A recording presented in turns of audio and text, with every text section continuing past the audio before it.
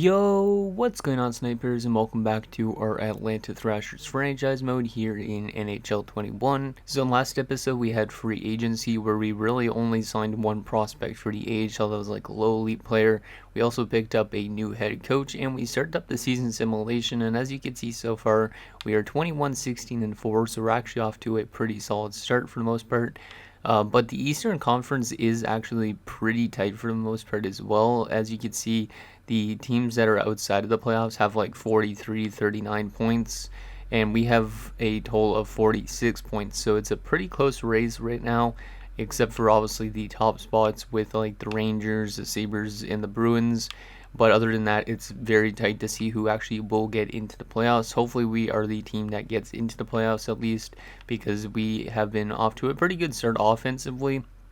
And defensively, we might need to pick it up a little bit, but our offense has been really good, especially from our top line of Bergeron, Malkin, and Kovalchuk, which I'll show you guys their stats quickly before we actually simulate some more. As you can see, Evgeny Malkin's over point per game with 47 points in 41 games, so he's on pace for a career high in points. And then you go to somebody like Bergeron, who's on pace for over 100 points again for the third straight time in the last 4 years, which is pretty impressive. And then you also got Kovalchuk, who is off to a ridiculous pace in terms of scoring goals. He's got 32 goals in 41 games. He's on pace for 64 goals this season. I don't know if he's going to continue on that trend, but he probably will hit at least 50 this year for the first time in his career. So that should be pretty interesting to see if that happens, and hopefully he can win like the Maurice Richard this season. And in terms of our other forwards, we've been getting some decent point production from other top 6 players like Houghton, Camilleri, and Kemp. And yeah, pretty much our entire lineup is producing at a decent level, I would say. And yeah, there's our defensive stats. And our goaltending has been not the greatest, I would say, for Carey Price, but pretty solid from Brian Elliott as backup. So anyways, that's a little update on our player stats and situation going into this episode. I do have one comment to go for first before we actually simulate some more, and it's from HawksFan88. He says, pretty good start to the season. Hopefully the team could keep it up, and it would be cool to also see Kovalchuk win the Richard Trophy, which I totally agree with. That's pretty much what I was just saying. I do think he has a good chance on doing so. But when we were looking at player stats across the league, which I will show you guys quickly again for a second, there was a lot of guys that were right on its tails. So if Kovalchuk lets up for even a few games, he could get easily past, I think, because Anze Kopitar's up there with 31 goals, Samsonov, Kovalev, Ginla, all 27. It's a pretty tight race for the most part, especially with Kopitar right on Kovalchuk's ass. So maybe he won't finish there. And then it's also crazy for point-wise. At least San Jose's been absolutely insane of a team. Their top line is all way over point per game. And then same with the Rangers. Their top line is all over point per game. So yeah, maybe San Jose and the New York Rangers are going to be the finals this year. Who knows? But it should be pretty interesting to see how these guys finish the season as well. Also, I want to let you guys know quickly before we actually start simulating again as well, I want to remind you that this is the last non-pre-recorded Atlanta Thrashers franchise mode episode up till September the 5th around, because that's when I'm going to be coming back from my holidays for the most part. So yeah, this is going to be the last non-pre-recorded episode, which means everything after this I'm going to have to pre-record like 28 episodes, I think it is. It's like a lot of episodes anyways, because I'm going to be in BC in under a week from today, and I'm also going to be in Nova Scotia later in the month as well, but I will be home for only like a few days in between those two trips. But yeah, just a little bit of a reminder just in case you guys forgot again. I want to keep reminding you guys just because, or else like, well, you guys can still comment obviously on the videos, but I won't be able to actually address them in each episode coming up, so I apologize about that. But anyways, enough rambling, let's continue simulating. I don't know if we're going to be really making any trades in this episode, but who knows, we might end up if this team falls apart. Okay, so we are at January 9th, right in the middle of the season. Let's go to February the 1st and see how we do for the rest of this month of January. Hopefully we can turn it around, because our team was kind of dropping off a little bit near the end. There's a win and a tie, there's a loss, a win, okay. A little bit inconsistent down the stretch, but I mean, it's not that bad. But when we are winning games, we're scoring a lot of goals. There's 2 wins in a row. Okay, I'll take that. And wow, that Ludwig Enroth guy, I think he was injured in last episode. He suffers an MCL sprain, so he is out till March the 26th for the AHL defensive core, which is not great. But we're now 26, 19, and 5, which has us still second place in our division with 57 points. So we have started to make up some ground on some teams. We are 4 points above the wildcard spot, and in terms of our division now, we are 7 points back of that team that is not in a playoff spot. So we're in a good spot right now. We do have the most games played in our division for teams that are actually trying to battle into the playoffs, other than the Devils and the Caps. So, yeah, we could still get technically past, but I think we're doing pretty good so far. Looks like Kovalchuk is slowing down a little bit. He's got 37 goals now in 50 games. I think he had, 31 or 32 in 41. So I think he's slowing down a little bit, which is not great. Hopefully he can pick it up again, because obviously we want him to win the Maurice Richard this year. But if he doesn't, then it's kind of gonna be it's not a bad thing if he doesn't win it. It would be nice to get an award like that for our roster, because we haven't had an award like that, I don't think, at all. So, yeah, let's go to the right to the day before the trade deadline, so we can take an updated look at what our players have been doing, and then we can maybe decide if we want to make some trades or not. I don't know if we will, to be honest. I don't think we really need to. And as I say that, we dropped 2 straight games, but then we bounced back with a win and a couple more losses. That's not good. Our team is kind of falling apart this month, but there's a win, 7-1. Okay, there's some wins. Okay, I'll take those. Our team is really streaky as of late, but that might be a good thing. Okay, so we are now 23, 23, 5-1 a day before the deadline. We do actually have a game against the Pittsburgh Penguins the day before the deadline. We have 72 points. Yeah, we're in a good spot now. The last wildcard teams have 64 points, and then the last team in our division has 63 points. So we are technically like 10 points plus on them. So I don't think we really need to make any trades, but I will still take a look at the deadline and just see what's available, just in case we want to make any trades. But let's take a look at our players' stats so far, just to see if there's any badly minus players, which I don't think there is. We only have 1 minus player, and it's Henricius. Okay, so that's good on that front. And goaltending looks like Carey Price is improving his save percentage and goals against, which is good. Brian Elliott's staying pretty much the exact same as he was before. I just want to take a look at the team stats quickly again, just to see what's been going good for us. So we're scoring a lot of goals. We're giving up also a decent amount, but obviously we're scoring way more than we're allowing. Power play percentage looks good still. Penalty kill still looks pretty bad. So yeah, we might need to still address our penalty kill. Maybe I'll adjust the lineup for the penalty kill, because once our penalty kill gets going, we'll even win more games. I don't know. Who is even on our penalty kill right now? Because I don't think I addressed those to start the season. I like still having Bergeron and Ivanov there. I still like our penalty kill, I think, a little bit. Yeah, I think I like our penalty kill. I'm not going to change it, even if it's not performing well. But yeah, let's go to the trade deadline and see what is available. And then, like I said, I don't think I'm going to be making any trades, but it could happen. Who knows? So the game against the Pens is a 3-3 tie, and we'll go in as a buyer just to see what is available. Who knows? Maybe there's going to be something that could help us out. Wow, Daniel Sedin. San Jose wants them. San Jose's already been a really good team, and they already want to try and take Daniel Sedin from Vancouver. Jeez. There's also Nicholas Callahan, Michael Handzus. There's actually some pretty good players. Like, I was debating still about Olli Jokinen, because he was on the block when we last looked. He doesn't have the highest trade value, but I don't really know where I would slot somebody like him in. Like, I would have to probably take, like, Frolov out of our lineup, which I don't really know if is worth it. A lot of these guys are kind of intriguing, but, like, they do have, like, high values to an extent, so we'd probably have to give up, like, a first-round pick to get one of them, which I don't really want to do, because it would be kind of against what we normally do. Because normally we do not trade for a lot of veterans. We are always like younger teams. We want to be a younger team. I don't really know if I want to trade for anybody. I'd probably rather just see what the AIs get. Because we got a lot of good depth also in the AHL if we really need to call up somebody. So I don't think we need to probably make any trades. Yeah, I don't think I'm going to make a trade. This doesn't seem like it's worth looking through all these. Hey, look, there's Likachev. He's in LA now. Not making that much money. But yeah, I don't think it's worth it for us to make a trade. Paul Correa on the block. We know how Paul Correa assimilates after last year. I mean, he wouldn't be a bad depth option, but I don't really know who do we have as our depth players right now. We have Gugnot and somebody else. I just can't remember who it is. I mean, I could try and trade for Paul Correa. He's got low value. Let me just see how good he's been simulating this year. Is he in the AHL? No, he's been in the NHL, and he's still putting up good numbers. All penalty kill lines. He doesn't really fit our system is the only problem.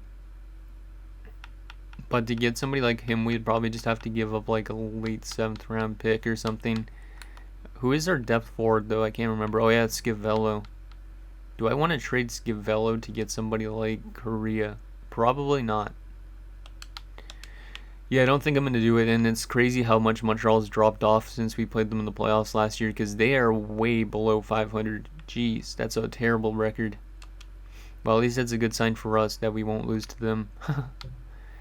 But yeah, I don't think we're going to be making any trades, so I'm going to quit out of this because I don't think it's worth even trying to make a trade when our roster's been selling this well. So, wow, Daniel Sedin got traded to San Jose. So San Jose is literally loading up. They're going to be probably the team that wins the Stanley Cup this year. Again, 2 first-round picks go to Vancouver and some defensive prospects. So that's a lot to give up, but San Jose, I mean, they are killing it this year right now. They have 98 points. They're 46, 11, and 4, and they just added Daniel Sedin to their roster.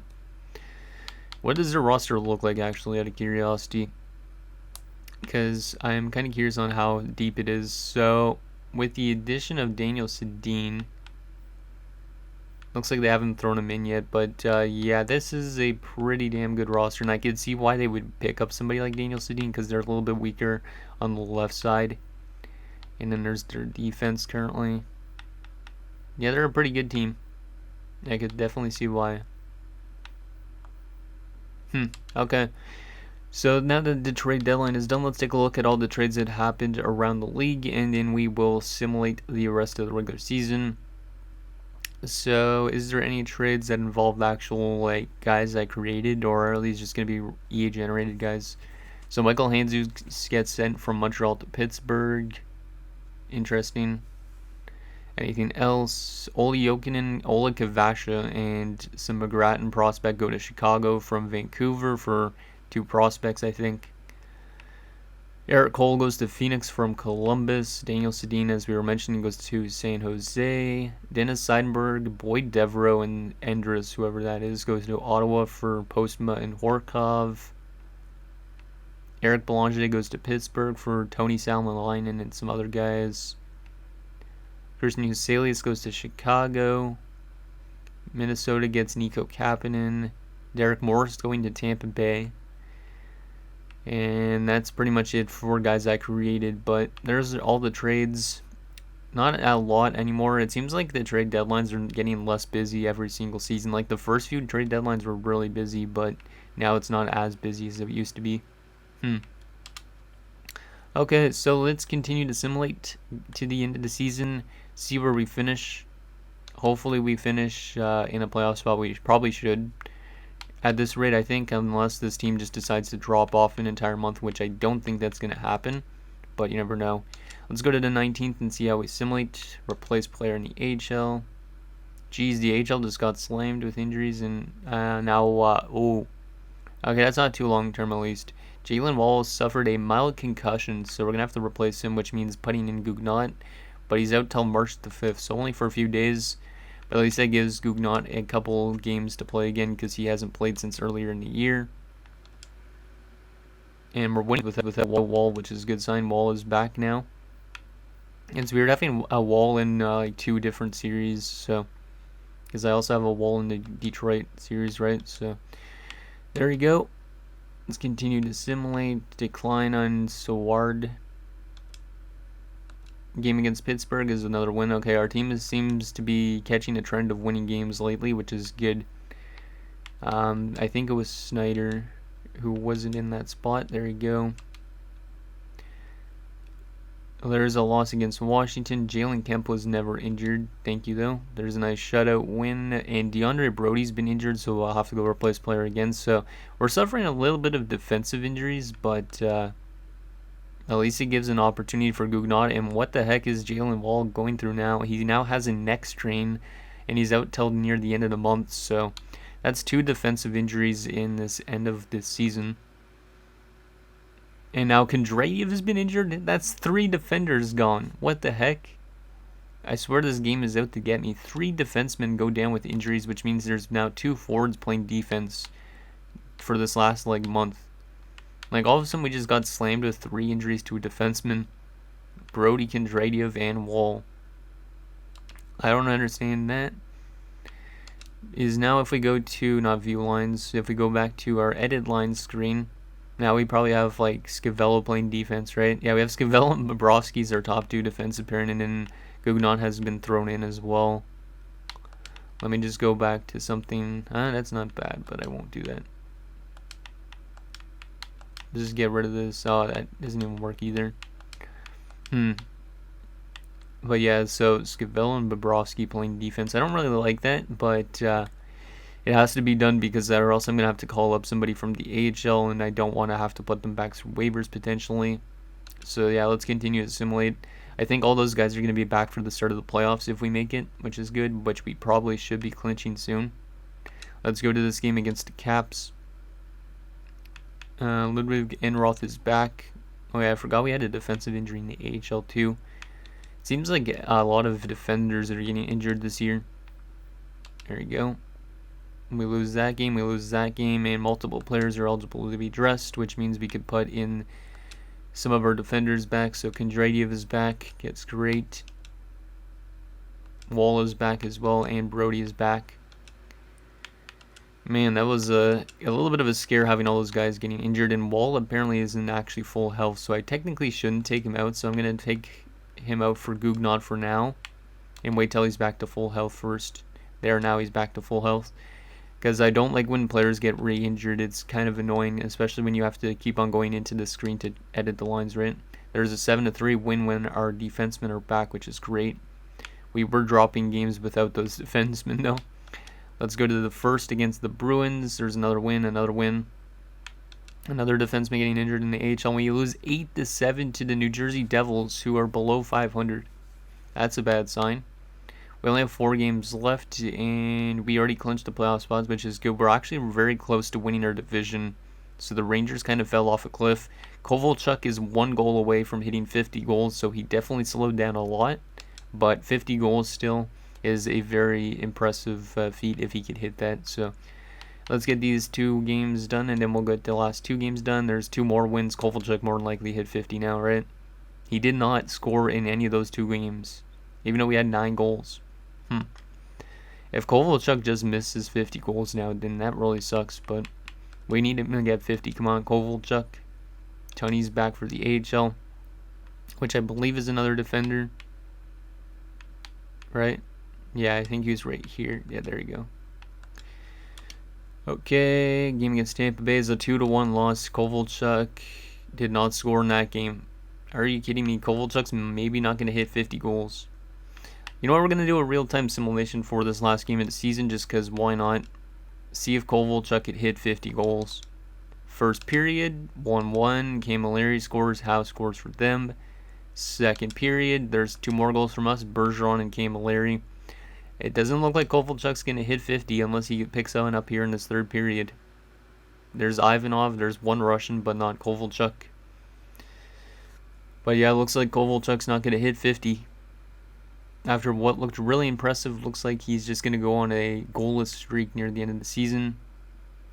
And he's going to finish with 49 goals. Bork makes it 5-1.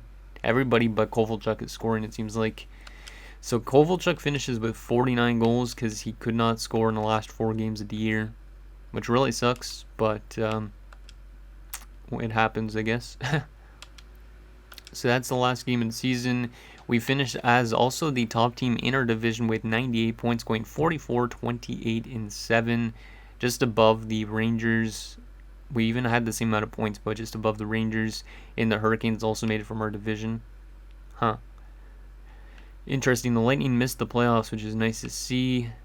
And yeah, San Jose's crazy. 62, 14, and 4. Holy crap. We're going to have to take a look at the team stats shortly, but damn.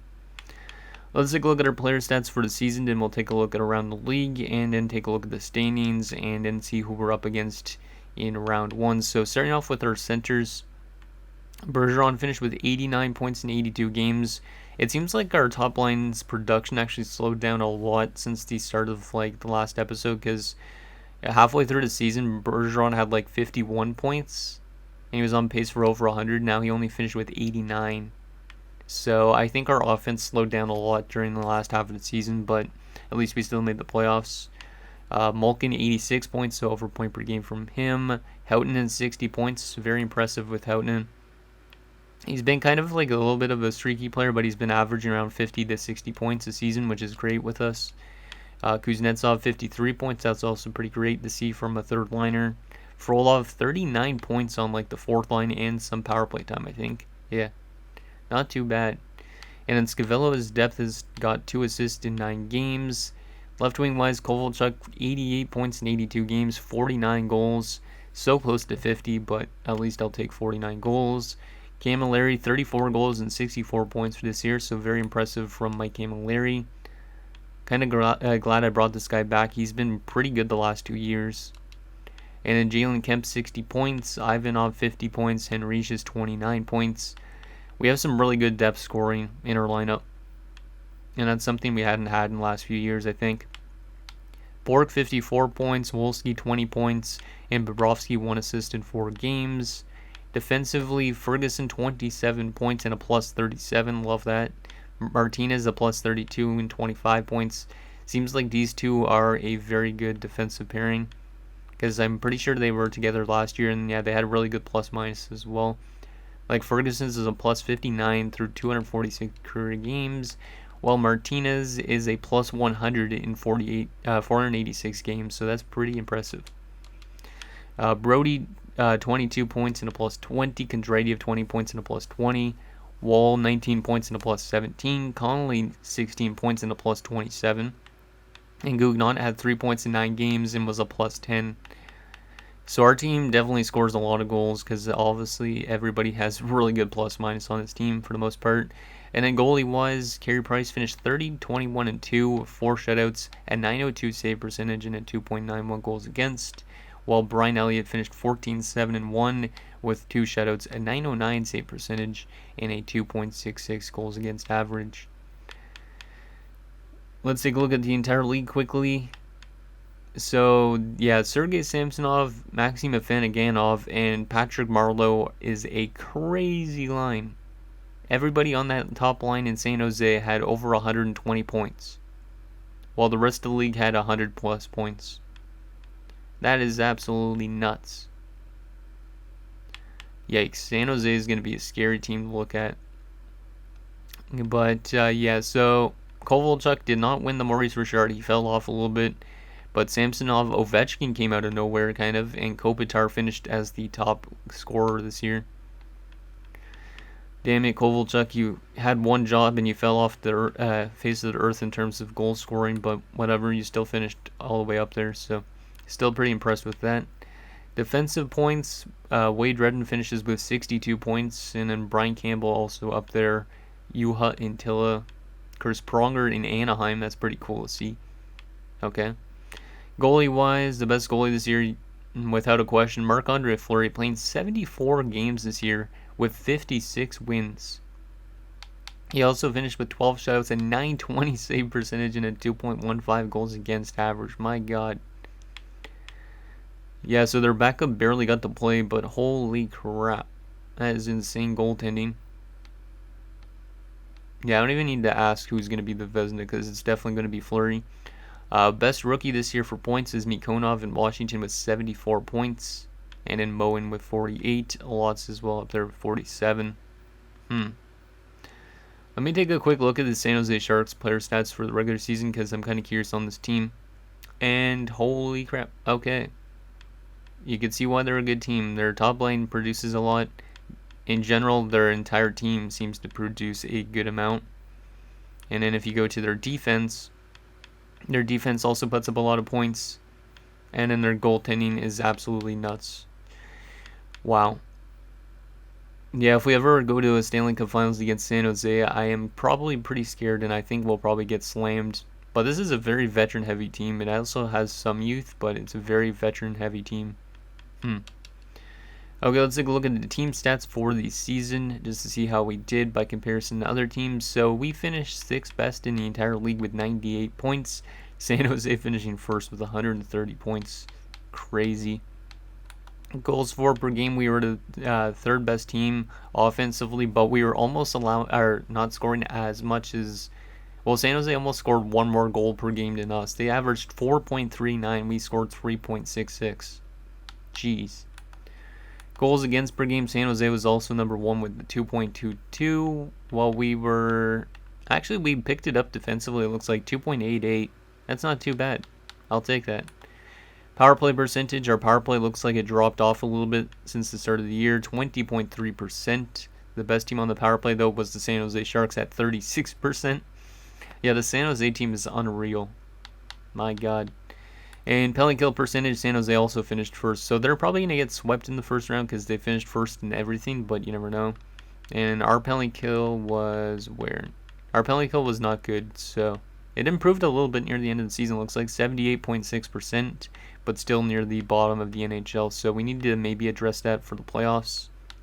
But yeah, there's our team stats.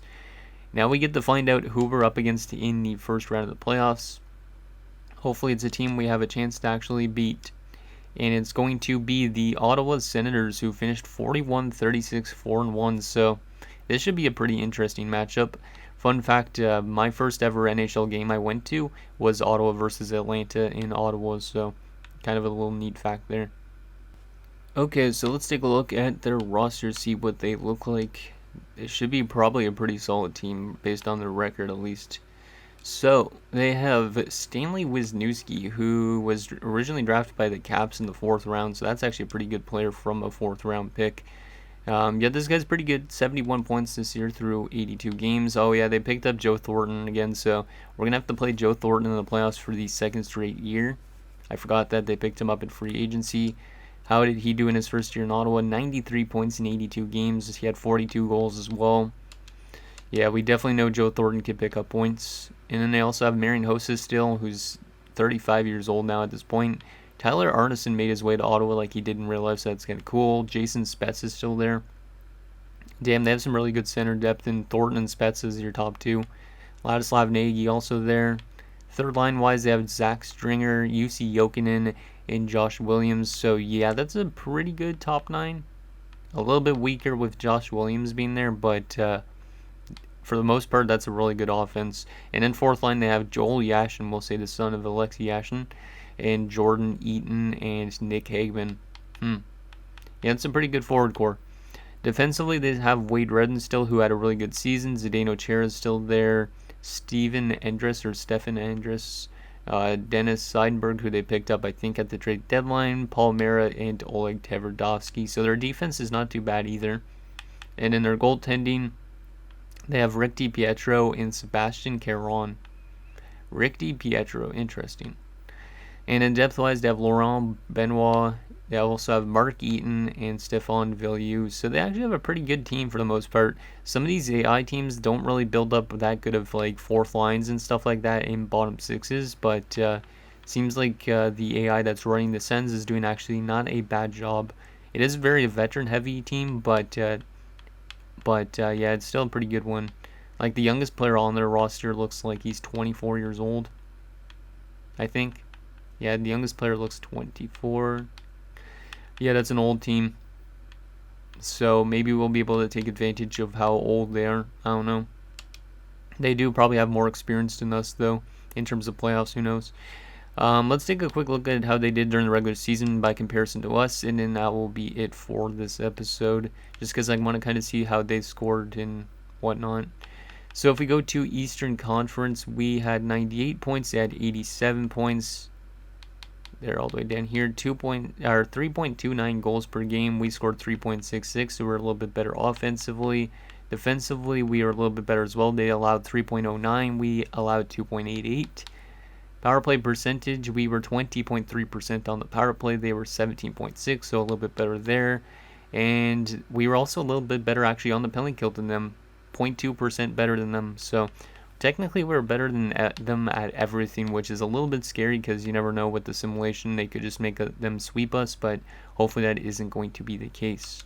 So anyways, guys, that's going to be it for this episode of Orlando Thrashers franchise mode. So every episode after this one that you just saw is going to be pre-recorded for the next month plus. So just a reminder on that. And yeah, let me know what you guys think down below, because I will not be recording the next episode of this until after you guys have seen this one. So let me know all your thoughts down below, and thank you guys so much for watching, and I'll see you guys next time.